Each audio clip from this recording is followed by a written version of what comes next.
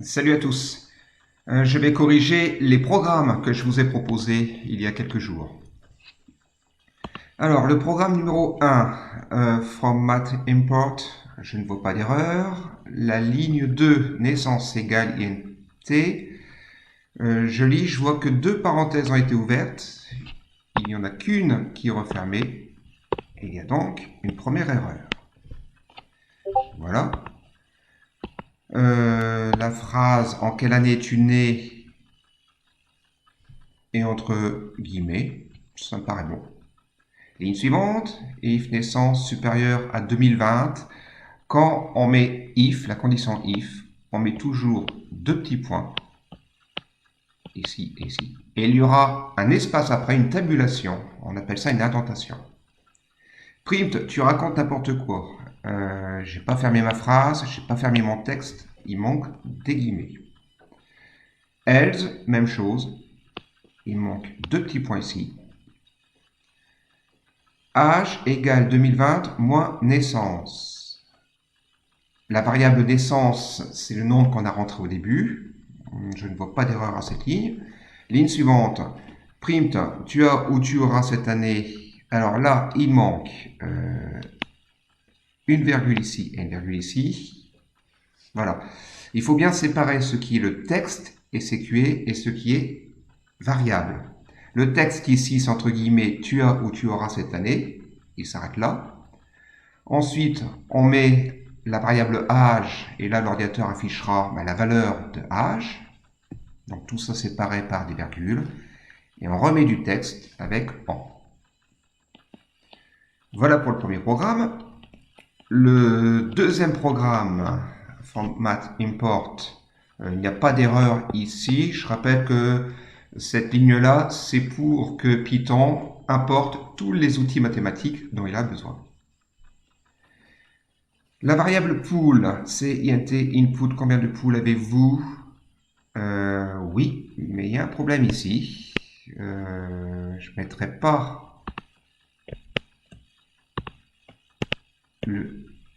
la parenthèse ici, je la mettrai ici. Voilà. Lapin, int input. Combien de lapins avez-vous? Alors, ici, par contre, il manque des guillemets juste derrière le point d'interrogation. Voilà. Il y a une faute d'orthographe, combien de lapins? Mais c'est pas une erreur pour le logiciel. Lui, il comprend pas la phrase, il fait que la réécrire. Ligne suivante, pâte égale 2 poules. Ah, sous-entendu, 2 fois poule. Donc, il manque ici le foie. Comme il manque ici 4 fois lapin, il manque l'astérix, le foie de l'informatique. Voilà, je vais faire mieux que ça. Voilà, il manque ça. Voilà. Bon, on a bien compris que ici le programme calculait le nombre de pattes lorsque je rentre le nombre de poules et le nombre de lapins. Il y a une dernière erreur. La variable lapin s'écrit avec un S ici. Là, il n'y a pas d'S. Il ne va pas comprendre. Pour lui, c'est une autre variable. Ce n'est pas une faute d'orthographe, mais c'est une erreur informatique. Donc, je mets un S. Dernière ligne, print. Ici, je ne vois pas pourquoi il y a un espace. Mais pourquoi pas. Je compte, ok, il met la phrase, virgule, patte, la variable patte, virgule et non pas point virgule ici, et remet du texte, patte en tout. La suite, ça me paraît bon. Le programme 3, From Math Import, c'est presque bon, mais en fait c'est un M ici, pas un N. C'est un peu vicieux. Alors, la base, qui est le nom d'une variable, c'est donc un nombre décimal qui sera saisi par l'utilisateur. Alors, float input, il y a deux parenthèses d'ouvertes, deux de fermées. Les crochets sont bien mis. Je ne vois pas d'erreur. Ligne suivante, hauteur égale, allez, c'est à peu près la même chose. Deux parenthèses d'ouvertes, elles sont bien fermées. Je ne vois pas d'erreur. L'aire triangle est égal à base fois hauteur. Alors, ce n'est pas le x qu'on doit mettre, c'est l'astérix ici. Divisé par 2. Alors, pour lui, c'est pas divisé ça. Ces deux petits points, c'est un autre symbole. Il faut donc mettre la touche de fraction. Dernière ligne, print, l'aire du triangle est 2, virgule, aire du triangle. Non, l'aire du triangle, c'est une variable qui n'est pas définie. La variable s'appelle aire triangle. Il faut vraiment être pointilleux. Donc le du est en trop ici, il ne comprend pas. Il y a une parenthèse qui est ouverte, j'en ai fermé deux, je ne vois pas pourquoi j'en ai fermé deux. Il y en a donc une en trop qui est fermée. Voilà pour le programme numéro 3. Le 4. Alors, j'ai rappelé que la touche pourcentage, en fait, c'est un symbole qui permet de calculer le reste d'une division euclidienne. Exemple, quand je fais la division euclidienne de 26 par 8, alors 8 fois 3, ça fait 24, et il y a un reste de 2, ce sera donc 2. Alors on y va, from math import, n est un entier qui sera saisi par l'utilisateur. Il y a deux paires de parenthèses qui sont ouvertes, il n'y en manque qu'une ici, voilà. Si le reste de la division euclidienne de n par 11 est égal à 0, c'est ce que ça veut dire. Est-ce que c'est bien écrit? Non. Il faut mettre deux symboles égales. Parce que si je ne mets qu'un symbole égal, comme je l'ai fait ici, ben pour lui, c'est ce qu'on appelle une affectation. Le symbole égal, pour lui, ça veut dire on reçoit, la variable n va recevoir un nombre. Ce n'est pas une égalité, le symbole égal. Pour bien écrire une égalité en Python, eh ben, il faut mettre deux symboles égaux à la suite. Voilà. Alors, il y a bien les deux petits points, il y a un espace, c'est bon. C égale et divisible par 11 entre guillemets. Alors, je ne vois pas d'erreur. Ça veut dire que la variable grand C, elle va contenir tout le texte et divisible par 11. OK? Else, donc sinon, C n'est pas divisible par 11. Là, il y a une erreur. Là, c'est du texte que je veux mettre en mémoire. Donc, je mets les guillemets. Les guillemets, ça sert vraiment à définir du texte. Print, avec un N évidemment, N virgule C. Il va donc afficher le nombre qui a été saisi au départ. Et après, la phrase est divisible par 11 si c'est le cas, ou n'est pas divisible par 11 dans le cas contraire. Voilà, programme 5. Alors le programme 5, il est là. Allez, première ligne, c'est bon. N, int, input. Il y a deux parenthèses qui ont été fermées. Il y en a une qui n'est pas ouverte, ici. Voilà. I égale 0. OK. While, avec un W, ce serait mieux. I plus petit ou égal à N. Deux petits points. Comme la commande if, la commande while demande de mettre deux petits points à la fin. Il y a un espace, c'est bien. Print I, OK. Et I, alors, égale I plus 1, ça ne va pas ici. Il y a un égal en trop. Je devrais lire I reçoit I plus 1. En gros, j'ajoute 1 à I et je le remets dans I. Donc, ce n'est pas une égalité, c'est une affectation. Voilà pour le programme. Exercice 6.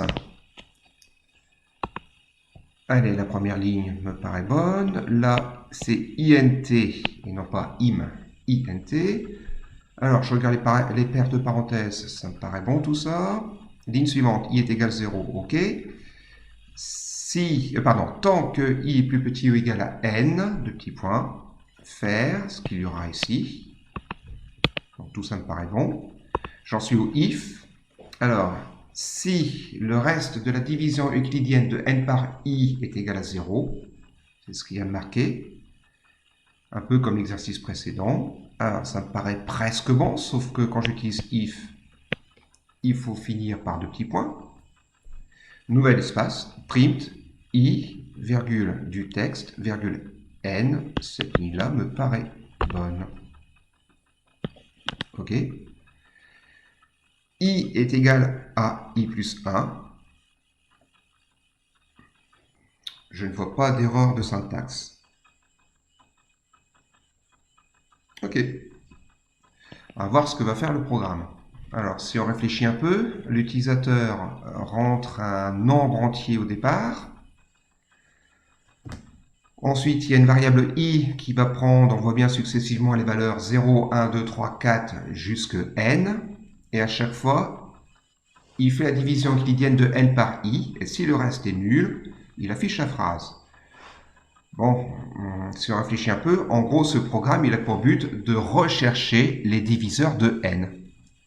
Il teste donc tous les nombres entiers qui sont inférieurs ou égaux à n. En commençant par 0, ce qui serait bizarre, puisqu'on ne peut pas diviser par 0, donc il n'y a pas d'erreur de syntaxe. Il y aurait peut-être quand même une erreur mathématique, ici. Parce que vous savez qu'une division par 0 n'est pas possible. À voir. Alors en tout cas, il essaye avec 1. Si le reste de la division euclidienne de n par 1 est égal à 0, ce qui est toujours le cas, il affichera 1 est un diviseur de n. Et puis il essaye avec i est égal 2. Il incrémente i ici. Il remplace i par 1 par 2. Puis il refait cette boucle. Et il essaye avec i égale 2. Il fait la division euclidienne. Si le reste est nul, ça veut dire que i divise n. Programme 7. Alors, j'ai mis quelques remarques. La commande rand int a pour but de donner un nombre entier au hasard entre 1 et 6 inclus. Ça simule un lancer de dés. De dés à 6 faces, évidemment. Pour utiliser cette commande, il faut importer une nouvelle bibliothèque. Cette commande ne fait pas partie des outils mathématiques. Elle fait plutôt partie des outils propres aux probabilités. Donc c'est pour ça que dans mon programme ici, j'ai importé deux bibliothèques, les outils mathématiques et les outils que je vais appeler aléatoires, tout ce qui est en rapport avec les probabilités. Deuxième remarque, la commande AND est assez évidente à comprendre. Ben oui, AND ça veut dire et. Troisième remarque, time sleep, c'est pour faire une pause de 2 secondes au programme. Donc pareil, il faut apporter les outils correspondant au temps, au chronomètre, de la bibliothèque qui s'appelle time. Donc j'ai fait tout ça ici. Bon là c'est pas des maths, hein, c'est vraiment de l'informatique. Alors je commence à lire D1 égale 0, ok, D2 égale 0. Somme D1 égale 0, somme D2 est égale 0. Tout ça, ça me paraît bon. Tant que somme D1 est strictement inférieure à 50, ainsi que somme D2, ça me paraît presque bon. Il manque quand même deux petits points qui va faire... enfin, ces deux petits points vont faire bugger le programme si on les oublie. Il y a un espace, c'est bien. Donc D1 recevra un nombre aléatoire, un entier aléatoire de 1 à 6, tout comme D2. Tout ça, ça me paraît bon. Somme D1, ça va être somme D1 plus D1. Ok. Ça me paraît bon. J'en suis ici, print, donc affiche D1 égale D1 et D2 égale D2. Alors, je vérifie les virgules, les guillemets. Là, ça me paraît bon. Là, ça me paraît bon. Tout ça me paraît bon. Print, somme du D1 égale... Ah, il manque une virgule. Ici. La variable somme D1, ok. Alors, il y a une deuxième virgule. Ensuite, des guillemets pour faire afficher la phrase. Et somme du D2 égale... Ok, ça me paraît bon. C'est rectifié. Time sleep 2, bon, ça c'est pour faire une pause. If somme D1 supérieure à somme D2. Ah, la variable somme D1, elle est bien définie ici. C'est bon. Par contre, là, il manque un M. Donc, pour lui, c'est une autre variable qui n'est pas définie. Il va bugger, c'est sûr. Voilà. Alors, si somme D1 est supérieure à somme D2, print, le jeu 1 a gagné. Oui, fermons la parenthèse. Else, print, somme le joueur 2 a gagné. La dernière ligne est bonne. Voilà, le programme est corrigé. Sans but, bon, c'est un petit jeu, pas très intéressant, mais c'est un petit jeu. On lance un dé un certain nombre de fois, en fait, et on additionne les résultats obtenus jusqu'à temps que ça fasse 50. Ça se joue à deux. Le premier joueur qui atteint 50 en accumulant la somme de ses lancers a gagné. Voilà pour la correction de ces programmes.